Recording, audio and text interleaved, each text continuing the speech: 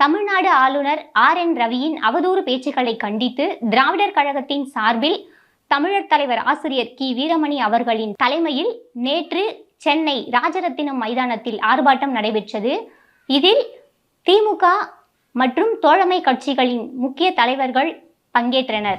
மதுரை திருப்பரங்குன்றத்தில் நடக்கும் வன்முறைகளுக்கு மாமதுரையின் வளர்ச்சிக்கு தேவை வளர்ச்சி அரசியலா அல்லது வேறு எந்த மாதிரியான அரசியலா என்பதை அங்கு வாழும் மக்களே முடிவு செய்வார்கள் என தமிழ்நாட்டின் முதலமைச்சர் மு.க. ஸ்டாலின் அவர்கள் தனது சமூக வலைதள பக்கத்தில் தெரிவித்துள்ளார். இந்நாள் அந்நாள் பகுதியில் தென்னாப்பிரிக்காவின் நிறவெறி ஆட்சிக்கு எதிராக தனது வாழ்நாள் முழுவதும் அர்ப்பணித்த ஒரு மகத்தான தலைவர் நெல்சன் மண்டேலா அவர்களின் நினைவு நாள் செய்தி வெளிவந்துள்ளது.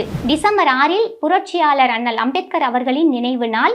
அதன் சிந்தனையாக இந்து மதத்தின் புதிர்கள் என்ற நூலிலிருந்து சிந்தனை முத்துக்கள் விடுதலையில் இடம்பெற்றுள்ளது. கடுமையான பணியாளர் பற்றாக்குறை காரணமாக 550 இண்டிகோ விமானங்கள் ரத்து. திராவிடர் கழகத்தின் தலைவர் ஆசிரியர் கி. வீரமணி அவர்களின் பிறந்த நாள் நிகழ்ச்சியில் கலந்து கொண்ட கவி பேரரசு வைரமுத்து அவர்கள் பூமியை பாதுகாக்க வேண்டும் என்று மனிதன் நினைப்பது போல வீரமணியை பாதுகாக்க வேண்டும் என்று தனது உரையில் தெரிவித்துள்ளார். அந்த உரையின் ஒரு பகுதி இன்றைய விடுதலையில் இடம்பெற்றுள்ளது.